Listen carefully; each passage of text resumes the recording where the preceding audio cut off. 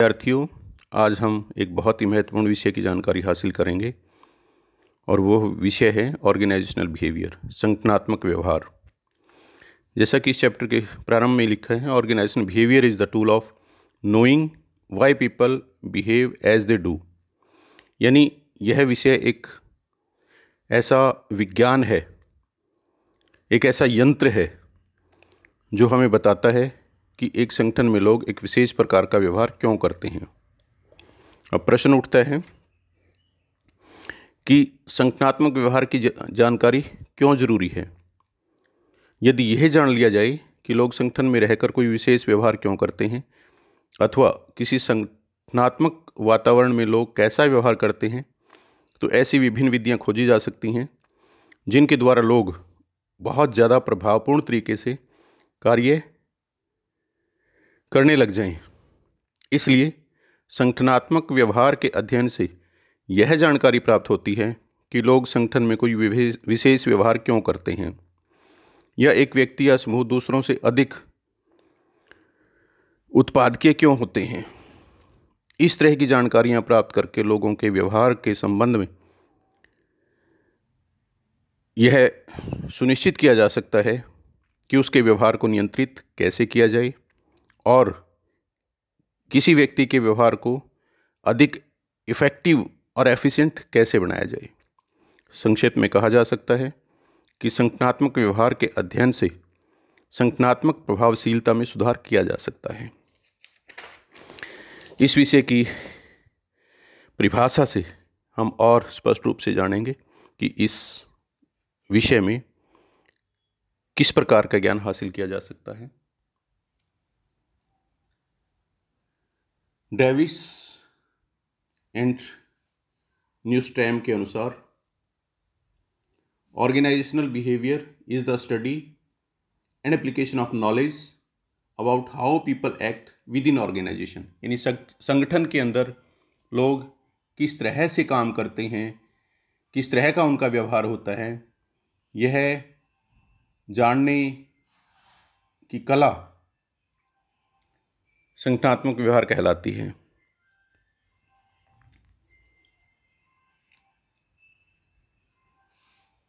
इसकी विशेषताओं से हम और स्पष्ट रूप से इसके अर्थ को समझने का प्रयास करेंगे। First, OB is a systematic study. Organisation behaviour एक व्यवस्थित अध्ययन है, ना कि अटकलबाजी। उदाहरण के लिए, यदि किसी आदमी को सर्दी के मौसम में जुकाम और बुखार हो जाए तो सभी लोग अंदाजे लगाने शुरू कर देते हैं। कोई कहता है कि इसने गर्म कपड़े नहीं डाले, कोई कहता है इसने कोई बहुत ठंडी चीज़ खा ली होगी या पी लिया होगा, कोई पेय पदार्थ। कोई कहता है कि ऐसे मौसम में तो होता ही रहता है।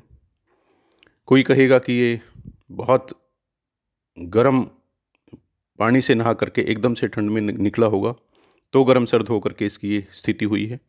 यानी हर कोई अपने अपने अंदाजे या अटकलबाजी लगाना शुरू कर देता है।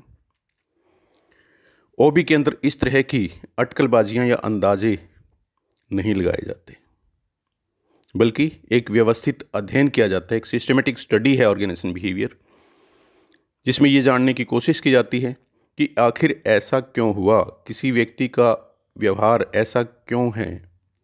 इसलिए ओबी एक व्यवस्थित अध्ययन है जिसमें कारण और परिणाम को पहचानने का प्रयास किया जाता है। Second, subject matter of OB. इस विषय के अंतर्गत मुख्यतः individuals, groups, organisation structure, technique, environment, इन सभी विषयों का अध्ययन किया जाता है। यह देखा जाता है कि एक व्यक्ति या समूह विभिन्न परिस्थितियों में कैसा व्यवहार करते हैं।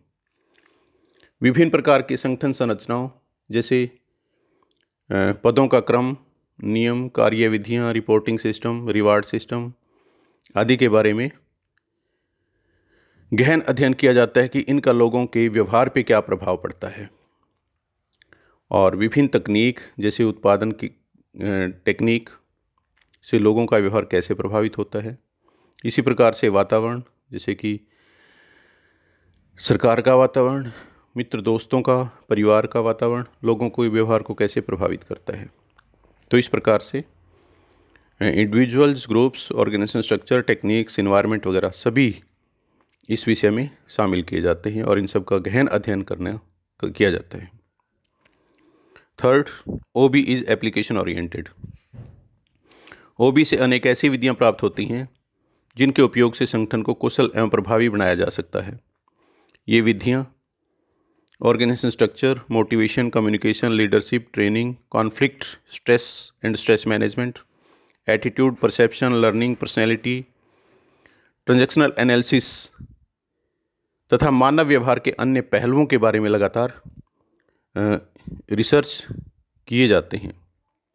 तो इस तरह से ऑर्गेनाइजेशन बिहेवियर के अंदर मनुष्य के व्यवहार से संबंधित जितने भी कॉन्सेप्ट्स हैं उन पे लगातार अध्ययन जारी रहता है। Fourth, OB is performance oriented. किसी न किसी रूप में ऑर्गेनाइजेशन बिहेवियर का संबंध काम करने वाले लोगों के परफॉर्मेंस से हैं जो एक संगठन में काम कर रहे होते हैं। इसके अंतर्गत निष्पादन से संबंधित अनेक प्रश्नों के उत्तर खोजे जाते हैं, जैसे किसी व्यक्ति की परफॉर्मेंस कम या ज़्यादा क्यों है, इसे कैसे सुधारा जाए, क्या इनको प्रशिक्षण की ज़रूरत है आदि परफॉर्मेंस से संबंधित सभी विषयों पर अध्ययन किया जाता है और परफॉर्मेंस में लगातार सुधार का प्रयास किया जाता है। ओबी इज मल्टीपल डिसिप्लिनरी। यह विषय अनेक विषयों के ज्ञान का समावेश अपने अंदर किए हुए हैं। अनेक विषयों के सिद्धांत, मॉडल्स, थ्योरीज, मेथड्स इस विषय में सम्मिलित हैं। ऑर्गेनाइजेशन बिहेवियर को वर्तमान स्थिति तक पहुंचने में योगदान करने वाले मुख्यतः विषय psychology, sociology, anthropology, political science आदि हैं। OB is a way of thinking. Organisation behaviour कुछ और नहीं बल्कि चिंतन और सोच विचार का एक तरीका है।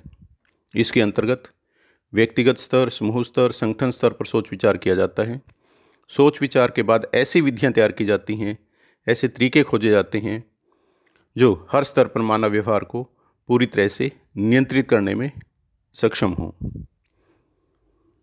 ओबी is a part of management. Organisation behaviour इस बात से संबंधित है कि व्यक्तिगत और सामूहिक रूप से संगठन में कैसे व्यवहार करता है। दूसरी ओर प्रबंध संगठनात्मक उद्देश्यों की प्राप्ति से संबंधित है। उद्देश्य मानव संसाधन के बिना प्राप्त नहीं किए जा सकते, इसलिए एक प्रबंधक को ओबी का ज्ञान होना जरूरी है। इस आधार पर कहा जा सकता है कि ओबी का जन्म प्रबंध को रिप्लेस करने के लिए नहीं बल्कि प्रबंध के एक सहयोगी के रूप में हुआ है। संक्षेप में कहा जा सकता है कि ओबी प्रबंध का एक अहम हिस्सा है। ओबी इज चेंज ओरिएंटेड। ओबी की प्रवृत्ति परिवर्तन प्रधान है। मानवीय व्यवहार बदलता रहता है। अन्य शब्दों में व्यक्ति की मनोवृत्ति, उसका परसेप्शन लेवल, पर्सनैलिटीज लगातार परिवर्तनशील रहता है। परिणाम स्वरूप व्यक्तियों के साथ व्यवहार करने की नई नई विधि खोजनी हमेशा ज़रूरी होती हैं। ऐसा करके हम जो परिणाम प्राप्त करना चाहते हैं वो परिणाम प्राप्त कर सकते हैं और लोगों के व्यवहार को अपने अनुरूप ढाल सकते हैं। OB is related with explanation, prediction and control of human behaviour. Organisation behaviour की प्रकृति मानव व्यवहार के वर्णन, अनुमान और नियंत्रण करने की है। ऑर्गेनाइजेशन बिहेवियर के अंतर्गत सबसे पहले हम यह जानकारी प्राप्त करते हैं कि किसी व्यक्ति का व्यवहार विशेष प्रकार का क्यों है। उदाहरण के लिए एक महत्वपूर्ण व्यक्ति कंपनी को छोड़कर चला जाता है और खोज करने पे पता चलता है कि पर्याप्त वेतन ना मिलने की वजह से वो नौकरी छोड़ के गया है। तो यह मानव व्यवहार की एक्सप्लेनेशन है। उसके बाद हम प्रेडिक्शन करने का प्रयास करते हैं और इसके लिए यह जानकारी प्राप्त करते हैं कि किसी विशेष परिस्थिति में कोई व्यक्ति कैसा व्यवहार करेगा। ये मानव व्यवहार का प्रेडिक्शन है। उसके बाद तीसरा स्टेप आता है कंट्रोलिंग ह्यूमन बिहेवियर। ओबी के अंतर्गत हमें यह जानकारी प्राप्त हो जाती है कि लोग किसी विशेष परिस्थिति में कैसा व्यवहार करेंगे। विपरीत व्यवहार की आशंका को समय पर ही सही तरीके को लागू करके समाप्त किया जा सकता है। यह मानव व्यवहार के कंट्रोल का तरीका है। तो इस प्रकार ऑर्गेनाइजेशन बिहेवियर में हम explanation, prediction and control of human behaviour इसको सुनिश्चित करते हैं।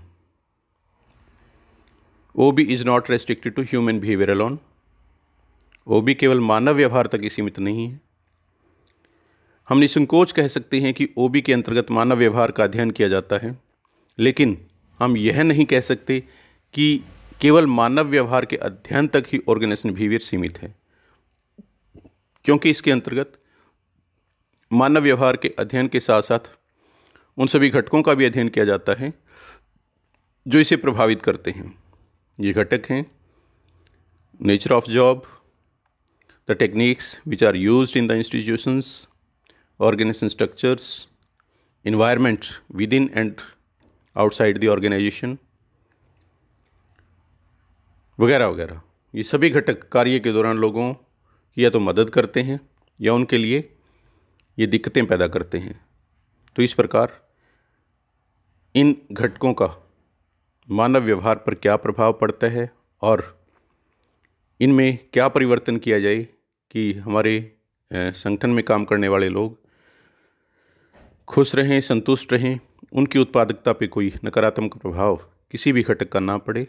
ये लगातार ऑर्गेनाइजेशन बिहेवियर में रिसर्च किया जाता है और अगर किसी भी प्रकार का ऐसा घटक कोई महसूस होता है जिसका लोगों की एफिशिएंसी पर प्रभाव पड़ता हो तो उसे इम्प्रूव करने का लगातार प्रयास किया जाता रहता है।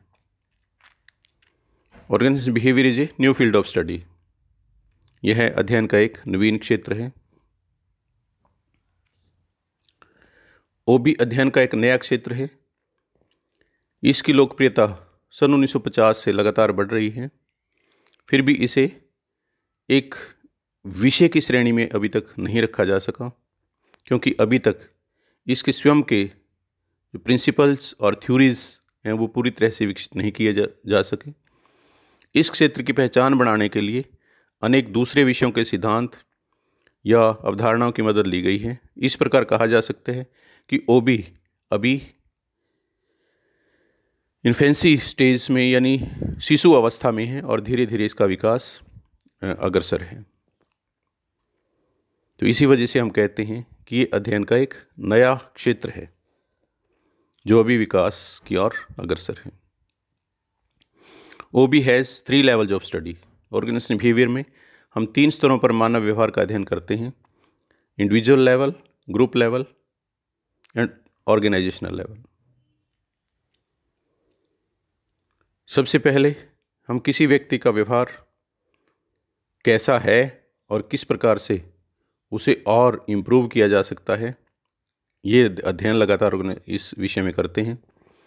दूसरा, एक ग्रुप विशेष के बारे में अध्ययन किया जाता है, जैसे प्रोडक्शन डिपार्टमेंट में काम करने वाले लोग या मार्केटिंग डिपार्टमेंट में काम करने वाले लोग कितने मोटिवेटेड हैं, कैसा काम कर रहे हैं, उनकी उत्पादकता किस तरह की है, उनका एटीट्यूड कैसा है, इंस्टीट्यूशन के जो ऑब्जेक्टिव्स हैं उनको अचीव करने में उनका रोल कितना प्रभावी है। तो लगातार हम हर डिपार्टमेंट के स्तर पर अध्ययन निरंतर जारी रखते हैं और उसके बाद ऑर्गेनाइजेशन के स्तर पे।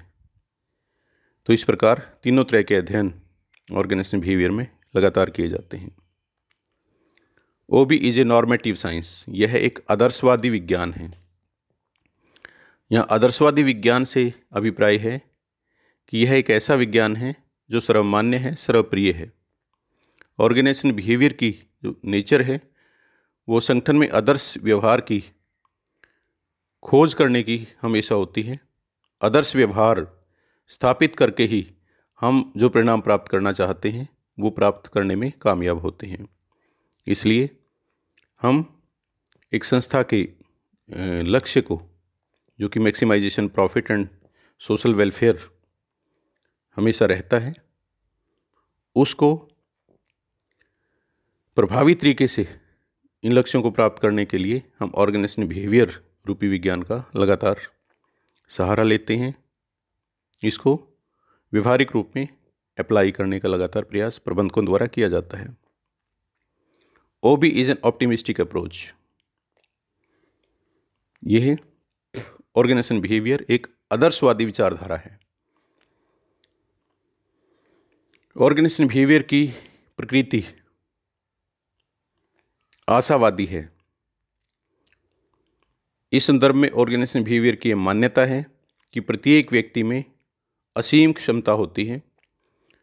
वह बहुत प्रोडक्टिव होता है, बहुत साहसी हर व्यक्ति है, सहयोगी है और क्रिएटिविटी हर इंसान के अंदर कुदरत ने कूट कूट के भरी हुई है। यदि उसे हम पर्याप्त अवसर प्रदान कर दें तो वो संस्था के उद्देश्यों की प्राप्ति में कोई कमी नहीं छोड़ता। वह अपनी पूरी क्षमता का अधिकतम प्रयोग करके संस्था के उद्देश्यों की प्राप्ति करता है और वह संस्था अपने लक्ष्यों को प्राप्त करने में हमेशा सफल रहती है। तो इसलिए ऑर्गेनाइजेशन बिहेवियर में ये ऑप्टिमिस्टिक अप्रोच कि हर व्यक्ति से हम जितनी उसके अंदर क्षमता है उतना काम लिया जा सकता है, इस विचारधारा के साथ ऑर्गेनाइजेशन बिहेवियर को अप्लाई किया जाता है। OB is both science as well as art. Organisation behaviour एक विज्ञान है क्योंकि इसके सिद्धांतों को लगातार विकसित करने का प्रयास जारी है और कारण और परिणाम के बीच स्पष्ट रूप से संबंध दिखाया जाता है, जो कि एक वैज्ञानिक दृष्टिकोण है। दूसरी ओर ऑर्गेनाइजेशन बिहेवियर के अंतर्गत किए गए अध्ययनों का प्रयोग लोगों के व्यवहार का वर्णन करने, उनका अनुमान लगाने और उनको नियंत्रित करने के लिए किया जाता है। इसलिए यह एक कला है। और लास्ट है OB has universal application. Organisation behaviour की प्रकृति सार्वभौमिक उपयोग की है। ऐसा इसलिए कहा जाता है क्योंकि इसका उपयोग केवल व्यावसायिक संगठनों में नहीं होता, बल्कि शिक्षण संस्थानों, सरकारी कार्यालयों या सेवा संगठनों में भी ऑर्गेनाइजेशन बिहेवियर को बखूबी अप्लाई किया जाता है।